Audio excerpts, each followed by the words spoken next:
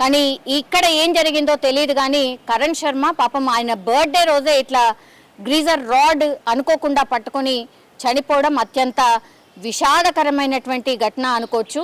పూర్తిగా సోషల్ మీడియాలో ప్రస్తుతం అయితే ఈయన వీడియో వైరల్ అయిపోతున్న పరిస్థితి అయితే కనిపిస్తోంది. ఈయనకు నివాళిగా ఏం చేశారు అని అంటే పాపం గిరి నది హిమాచల్ ప్రదేశ్కి దగ్గరలో ఈయన ఉండేటటువంటి ప్లేస్కి దగ్గరలో అయితే గిరి నది ఉంటుంది. సో ఆ గిరి నది ఒడ్డున ఈయన అంత్యక్రియలు జరిగాయి. సో ఈ అంత్యక్రియలు ఎక్కడైతే జరుగుతున్నాయో ఆ అంత్యక్రియలు జరిగే కూతవేటు దూరంలోనే ఆయన బైక్ని కూడా ఉంచడం జరిగింది. అత్యంత ఇష్టమైన బైక్ అట కరణ్ శర్మకి.